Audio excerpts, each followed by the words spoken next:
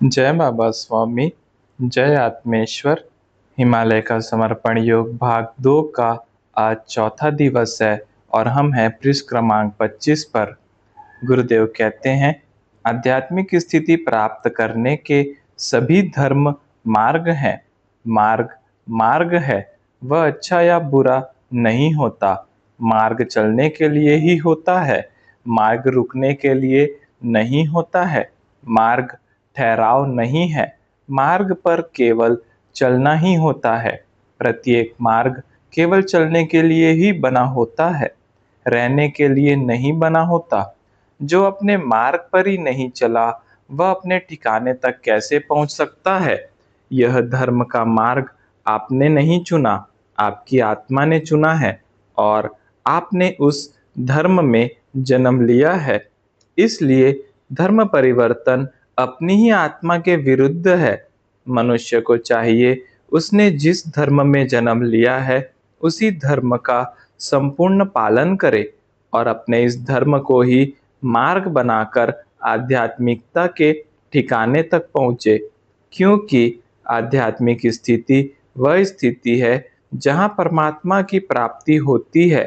परमात्मा की प्राप्ति के मार्ग में कोई धर्म, कोई जाति, कोई भाषा बाधक नहीं है, क्योंकि ये सब परमात्मा की प्राप्ति में सहायक ही है, बाधक नहीं है। हमें अपने बाहरी धर्म के सहारे भीतरी आत्मधर्म को जगाना है। हमारा बाहरी धर्म कुछ भी हो, भीतरी धर्म एक ही है, वह है मनुष्य धर्म। और उसी धर्म को जगाने के लिए ये सब बाहरी धर्म बनाए गए हैं। मैंने भी यही किया है। मैंने हिंदू धर्म में जन्म लिया तो मैंने मूर्ति पूजा को मार्ग बनाया और आध्यात्मिकता तक पहुंचा हूँ।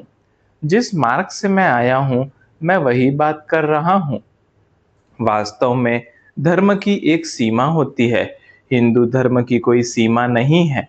यह इसीलिए है कि हिंदुत्व धर्म नहीं है, हिंदू संस्कृति है जो प्रकृति के साथ जुड़ी हुई है। यह भारतीय संस्कृति है जिसमें अनेक देवता है, अनेक गुरु है, ध्यान की अनेक पद्धतियां हैं, योगासन है, प्राणायाम है, ध्यान है, शास्त्रीय संगीत है, वादन है, नृत्य है, शास्त्र है, पशु देवता है, वृक्ष देवता है, नदी देवता है, समुद्र देवता है, सूर्य देवता है, चंद्र देवता है। ये सभी तो प्रकृति से जुड़े हैं। इसीलिए हिंदू संस्कृति को हिंदू धर्म के दायरे में बांधा नहीं जा सकता। इस संस्कृति में तो प्रत्येक मनुष्य मात्र का विचार किया गया है, सारे विश्व के प्राणी मात्र के लिए सोचा गया है। धर्म कहलाने के लिए इसके पास न कोई एक देवता है और न एक निश्चित ग्रंथ है, कोई भी निश्चित सीमा नहीं है। यह तो खुली किताब है जो आदि काल से लिखी जा रही है और आज तक बंद नहीं हुई है। आज भी कोई गुरु आकर अपनी चार बातें इसमें जोड़ सकता है। इसमें पूजा के माध्यम से प्रकृति के साथ जुड़ना सिखाया जाता है। पर्वत की पूजा, नदी की पूजा, पेड़ की पूजा, चंद्र की पूजा, सूर्य की पूजा, सांप की पूजा, गाय की पूजा, बंदर की पूजा वगैरह वगैरह। यानी सर्वत्र परमात्मा है, यह बताने का उद्देश्य है। लेकिन लोग पूजा और कर्मकांड को पकड़कर बैठ गए तो यह लोगों का दोष है, पूजा पद्धति का नहीं। पूजा यानी किसी एक माध्यम पर चित्त एकत्र करके बाद में भीतर की यात्रा करना है। अंतिम उद्देश्य आत्मधर्म जागृत करना ही है। पूजा भी क्रमबद्ध तरीके से, लयबद्ध तरीके से मन को एकाग्र करने का माध्यम है। मुख्य उद्देश्य मन की एकाग्रता ही है। पूजा सशक्त माध्यम है मन की एकाग्रता का। मेरी आत्मा ने हिंदू संस्कृति में जन्म लिया तो मैं वह अपना रहा हूँ, मैंने उसे ही मार्ग बनाया। वैसे ही जो व्यक्ति जिस धर्म में जन्म ले उसे उसी धर्म को मार्ग बनाना होगा, धर्म को ही पकड़े रखना नहीं है। कट्टर धार्मिक व्यक्ति कभी भी परमात्मा नहीं पा सकता है, पर धर्म के बिना परमात्मा की प्राप्ति भी नहीं हो सकती है। धर्म मार्ग है, परमात्मा तक पहुंचने का, और ये मार्ग अनेक है। सभी धर्मों का उद्देश्य निर्विचारता की स्थिति प्राप्त करना है, और उस स्थिति से ध्यान की शुरुआत होती है। ये सभी बाहरी धर्म बनाए गए हैं भीतरी मनुष्य धर्म को जागृत करने के लिए। वास्तव में भीतरी धर्म एक ही है, आत्मधर्म। मनुष्य योनि एक है तो धर्म अलग अलग कैसे हो सकते हैं? आवश्यकता है उस ऊंचे स्तर तक पहुंचने की जहां पहुंचकर ही यह बात समझ में आ सकती है। मनुष्य के प्रत्येक जन्म के साथ बाहरी उपासना पद्धति वाले धर्म बदलते रहते हैं। इसीलिए जो सद्गुरु इस बात को जानते हैं और समझते हैं, उन्होंने सदैव धर्म से ऊपर उठकर ही कार्य किया है। इसलिए मैंने भी वही किया है। जिस धर्म को मेरी आत्मा ने चुना और जिस उपासना पद्धति में जन्म लिया, उसी उपासना पद्धति वाले धर्म को मैंने अपनाया और उसी का सहारा लिए मैं यहाँ तक पहुँचा हूँ। और तुम्हें भी वही रास्ता अपनाना होगा। अपनी आत्मा द्वारा चुने हुए धर्म के मार्ग पर ही चलना होगा। आत्मा जानती है कि किस मार्ग से मैं परमात्मा तक पहुँच सकता हूँ। उन दिनों बाहर भी मौसम बहुत अच्छा था। गुफा के आसपास भी बाहर जामुनी रंग के फूल बहुत बड़ी मात्रा में उगे थे। बर्फ जमकर पत्थर जैसी कड़क हो जाती थी और उस पर ये फूल उगते थे। इस स्थान पर अलग अलग जड़ी बूटियां भी पाई जाती थी। यहाँ पर पक्षी भी अलग अलग प्रकार के थे। बाहर चलते समय सबसे बड़ा खतरा जमे हुए पानी का होता था। पानी गड्ढे में इकट्ठा हो जाता था, उस पर बर्फ की पतली लेयर सी जम जाती थी। ऊपर से सब ठीक लगता था, पर उस पर पैर रखने पर पैर पानी में धंस जाता था। इसीलिए मैं अकेला बाहर ज्यादा दूर नहीं जाता था। गुरुदेव के साथ आसपास जाता था। वे वनस्पति इकट्ठा करने जाते थे, जड़ी बूटियां इकट्ठा करने जाते थे। यहाँ की वनस्पतियां भी अलग ही प्रकार की थी। यहाँ पर मीलों तक कोई मनुष्य बस्ती नहीं थी। हिमालय पर अनेक ऋषि मुनियों ने तपस्या की है, इसीलिए वहाँ पर एक ऐसा प्रभाव निर्मित हो गया है जिस प्रभाव में जाकर किसी भी मनुष्य का ध्यान लग सकता है। कई ऋषि मुनि वहाँ ध्यान कर रहे हैं, उनका भी आमा मंडल वहाँ निर्मित हो गया है। पर यह एकांकी मार्ग प्रतीत होता है। यहाँ पर जो लोग आते हैं वे प्रायः समाज में कभी वापिस नहीं जाते हैं। शायद जा ही नहीं सकते हैं, क्योंकि समाज का विचार ही नहीं आता, तो समाज तक जाएंगे कैसे? हिमालय पर्वत का स्वयं का एक आभा मंडल है जो मनुष्य को अपनी ओर आकर्षित करता है। इसीलिए उसे पर्वतराज कहते हैं। एक एक दिन बीत रहा था। मैं मन में सोच रहा था, महाराष्ट्र में सांगली एक सिरा है और यह हिमालय पर्वत भारत का दूसरा सिरा है। ये गुरुदेव भी कहाँ से कहाँ आ गए थे। यह भाग चीन देश के करीब था। मनुष्य अपनी भीतर की यात्रा करने के लिए बाहर भी कितनी यात्रा करता है। एक दिन गुरुदेव ने बताया, मेरी आत्मा ने हिंदू धर्म में जन्म लिया, इसीलिए मैंने हिंदू उपासना पद्धति को अपनाया, और मुझे बचपन से गणेश के रूप में ही भगवान का स्वरूप प्रिय था।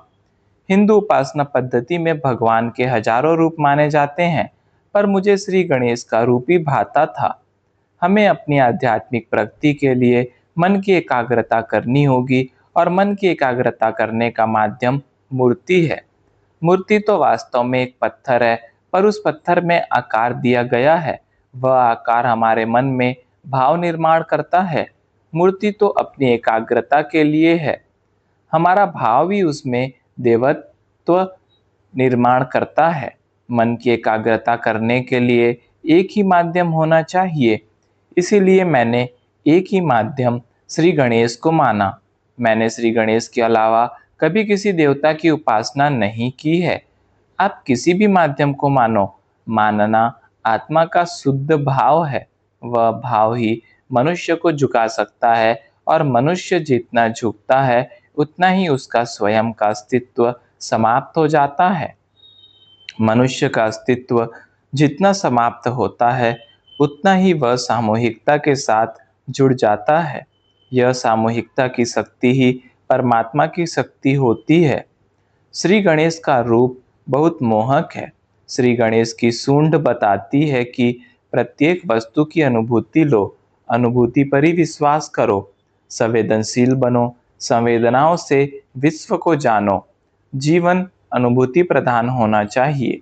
उसका बड़ा मस्तिष्क बताता है सदैव शांत चित्त रहो। सभी परिस्थितियों में से मनुष्य शांति के साथ निकल सकता है।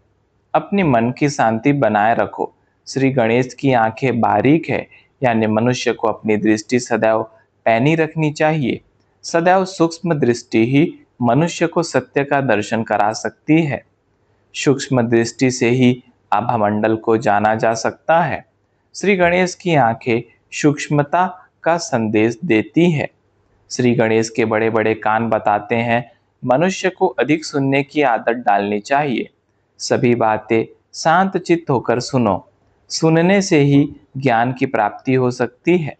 सदैव अच्छा अधिक से अधिक सुनो। श्री गणेश का बड़ा पेट उदारता का प्रतीक है, समाधान का प्रतीक है। समाधानी मनुष्य का पेट बड़ा होता है क्योंकि वह तृप्त होता है। शारीरिक, मानसिक सभी दृष्टि से उसे कोई भूख नहीं होती है। श्री गणेश का बड़ा शरीर शक्ति का प्रतीक है। मनुष्य को सदैव शक्तिशाली होना चाहिए। दूसरी महत्वपूर्ण बात है उनके श्री गणेश के शरीर की संरचना चैतन्य का निर्माण करती है। वास्तव में यह आकार चैतन्य ग्रहण करने के लिए ही हुआ है। यह आकार पृथ्वी के चैतन्य को ग्रहण करता है। श्री गणेश पवित्रता के देवता है। बिना पवित्रता के कोई साधना पूर्ण नहीं हो सकती है। पवित्रता से मेरा आशय केवल शरीर की पवित्रता से नहीं है। पवित्रता से मेरा आशय चित्त की पवित्रता से है। मनुष्य को अपना चित्त इतना पवित्र करना चाहिए कि उसके चित्त में कोई अपवित्र विचार भी नहीं होना चाहिए। इस पवित्र चित्त की बड़ी शक्ति होती है। चित्त से सब कुछ हो सकता है। श्री गणेश पवित्रता के देवता है। इसी कारण से प्रत्येक धार्मिक अनुष्ठान में, प्रत्येक कर्मकांड में श्री गणेश पूजा से कार्य प्रारंभ करते हैं। कोई भी कार्य, कोई भी उपासना करने के पूर्व शुद्ध होना चाहिए, फिर ही वह शुरू की जानी चाहिए। श्री गणेश मंगल के प्रतीक है। वे मंगलमय वातावरण का निर्माण करते हैं और यही कारण है कि जहाँ पर गणेश की स्थापना हो वहाँ पर मंगलमय वातावरण वैसे ही निर्मित हो जाता है। यह सब उनके शरीर की संरचना का ही परिणाम है। इस शरीर की संरचना ही इसी उद्देश्य से की गई है। एक कहानी के माध्यम से उनके महत्व को समझाया गया है। पार्वती जी नहा रही थी और श्री गणेश बाहर पहरा दे रहे थे। वास्तव में हमारे शरीर की ऐसी ही संरचना है। हमारे शरीर में मूलाधार चक्र पर श्री गणेश का स्थान है और उसके पास ही कुंडलिनी माँ का स्थान है। कुंडलिनी माँ स्वरूप पार्वती पास ही रहती है। उस कुंडलिनी शक्ति को जगाने के लिए प्रथम श्री गणेश के पास जाना होता है। वे प्रथम देखते हैं कि उनकी माँ तक पहुँचने वाला अधिकारी व्यक्ति है या नहीं। कौन कुंडलिनी शक्ति को जगा रहा है, वह जगाने वाला व्यक्ति अधिकारी व्यक्ति होना चाहिए, पवित्र व्यक्ति होना चाहिए, अन्यथा मूलाधार चक्र के ऊपर ही मनुष्य पहुंच नहीं सकता है। मूलाधार चक्र का प्रभाव विसर्जन स्थान पर होता है। मैल का विसर्जन, फिर वह मैल शरीर का हो या चित्त का हो, मनुष्य मैल रहित पवित्र होना चाहिए। चित्त शुद्धि महत्वपूर्ण है। इसीलिए मैंने अपनी उपासना के लिए श्री गणेश के माध्यम का उपयोग किया है। इन्हीं की उपासना से मुझे चित्त शुद्धि की स्थिति प्राप्त हुई। इसी चित्त शुद्धि के कारण मुझे मेरे गुरु मिले थे और आध्यात्मिक स्थिति की प्राप्ति हुई। ब्राह्मणों के लिए श्री गणेश उपासना अधिक आसान सिद्ध होती है। अब रही बात श्री गणपति अथर्वशीर्ष की, तो यह श्री गणेश की स्तुति है। उन्हीं का गुणगान इसमें किया गया है। इसे भी सिद्ध करना पड़ता है। मैंने इसे सिद्ध किया है और तुम भी इसे सिद्ध करो। पर मैं यह सिद्ध करना सिखाऊंगा नहीं, तुम स्वयं सीखो। तुम यह सीख सकते हो, इसका मुझे पूर्ण विश्वास है। मुझे लगा घूम फिर कर फिर मैं वहीं आ गया जहां से चला था। मुझे भ्रमित होता देख गुरुदेव मुस्कुरा दिए। मैंने इसका मार्ग निकालने के लिए शरणागति का मार्ग ही अपनाया। मैंने गुरुदेव की चरण वंदना की और कहा, गुरुदेव, मैं अपने आप को संपूर्ण समर्पित कर रहा हूँ। अब आप ही मुझे यह सिद्ध करने का मार्ग बताइए। गुरुदेव ने हंसते हुए कहा, अरे पगले, जब मैं इसका पाठ करता हूँ तो उसमें से चैतन्य का एक प्रवाह बहता है। उस प्रवाह को पकड़, उस पर चित्त रख, तो प्रवाह का सूत्र शब्द है, वे शब्द और उनका सार समझ में आ जाएगा। मैं समझ गया, गुरुदेव चैतन्य की भाषा की बात कर रहे हैं। मैंने दूसरे दिन से ही यह प्रयोग शुरू किया। प्रथम ब्रह्मनाद सुनाई पड़ा, फिर संस्कृत भाषा के शब्द समझ में आ रहे थे। रोज थोड़ा थोड़ा करके मैं पूर्ण पाठ समझ गया और अब उसे सिद्ध करने का कार्य बाकी था। फिर उसे सिद्ध करने के लिए अनुष्ठान प्रारंभ किया। उसी का पाठ करते करते ध्यान करता था। लगातार साधना चल रही थी। प्रत्येक शब्द का अपना एक आभा मंडल होता है और उस आभा मंडल का निर्माण जब समूह में होता है तो वह वातावरण में एक शक्तिशाली ऊर्जा का निर्माण करता है। उस ऊर्जा शक्ति को आप अपनी इच्छा शक्ति से प्रवाहित कर सकते हैं। उस ऊर्जा को गलत दिशा में प्रवाहित न करें। इसके लिए प्रथम चित्त शुद्ध होना चाहिए। चित्त शुद्ध होगा तो आपके मन में कोई वैर होगी ही नहीं। फिर उस ऊर्जा शक्ति का उपयोग आप दूसरे का बुरा करने के लिए करोगे नहीं, खुद के लिए कुछ मांगोगे नहीं। फिर उसका उपयोग जन कल्याण के लिए ही करना बाकी रह जाएगा। अब वह करोगे। साधना सतत नियमित रूप से चल रही थी। गुरुदेव ने कहा, चैतन्य की अपनी भाषा अलग है। एक बार वह भाषा सीख गए तो फिर पुस्तक की भाषा समझने की आवश्यकता नहीं है। चैतन्य की भाषा का ज्ञान तुम्हें इसीलिए भी आवश्यक है क्योंकि तुम्हें आध्यात्मिक अनुभूति के प्रचार का कार्य सारे विश्व में करना है। सारा विश्व तेरी बात समझ सके, अब ऐसी भाषा तुझे आनी चाहिए। दुनिया में ऐसी भाषा कोई नहीं है जिसे पुस्तक से पढ़ा जाए और सभी को समझाया जा सके। केवल चैतन्य की भाषा परमात्मा और आत्मा की भाषा है। इसमें शब्द नहीं है, अनुभूति है और अनुभूति से ज्ञान प्राप्त हो सकता है। इसी चैतन्य की भाषा पर मनुष्य की ही नहीं, पशु पक्षियों की भाषा भी जुड़ी हुई है। इसमें चैतन्य की भाषा में शब्द नहीं, नाद है और नाद एक चैतन्य का निर्माण करता है। पशु पक्षियों की भाषा में नाद होता है और शब्द नहीं। उसी नाद पर वे अपनी बात एक दूसरे तक पहुंचाते रहते हैं। जैसे जैसे मेरी ध्यान साधना बढ़ रही थी, वैसे वैसे मेरे भीतर कुछ बदलाव होने लग गया था। चित्त में पवित्रता अनुभव हो रही थी। चित्त सूक्ष्म भी हो रहा था। चित्त के सूक्ष्म होने के साथ साथ उसे गति भी प्राप्त हो रही थी। विश्व छोटा महसूस होने लगा था। विश्व में चल रही छोटी से छोटी बात भी ध्यान में नहीं आ रही थी। एक दिन ध्यान में अनुभव हुआ कि साधना दल चल रही थी, पर मैं आकाश में चला गया और ऊपर ऊपर से गुफा को गुरुदेव को अपने शरीर को स्पष्ट रूप से देख पा रहा था। जब मैं मेरे शरीर को स्पष्ट रूप से देख पाया, तब अनुभव हुआ मैं शरीर नहीं हूँ, मैं एक आत्मा हूँ। इस आत्मा के अस्तित्व को प्रथम बार अनुभव किया। अपनी आत्मा को शरीर से हटकर होने का अनुभव किया और अपने आप को शरीर से अलग पाया। तभी ज्ञान हुआ कि मैं शरीर नहीं हूँ। शरीर तो मैंने पहला हुआ वस्त्र है।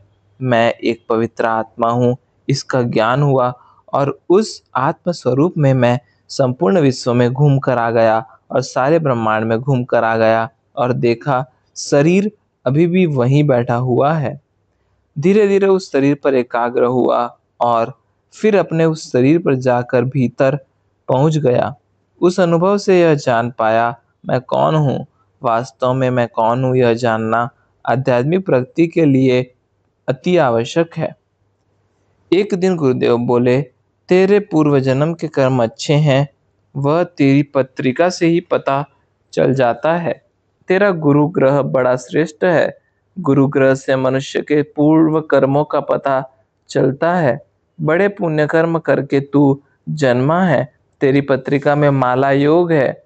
तुम बड़े भाग्यवान हो। तुम्हारा जन्म का उद्देश्य ही आत्माओं का कल्याण करना है। तुम्हारे आत्म कल्याण के हवन में मैं भी एक आहुति डालना चाहता हूँ।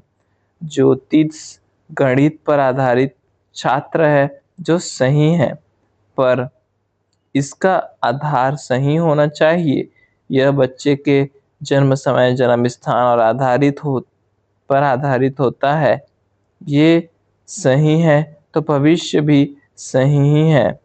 दूसरा, भविष्य तो भी सही होना चाहिए, तभी वह अपने अनुभव के आधार पर सही सही गणना कर सकता है। जय बाबा स्वामी, जय आत्मेश्वर।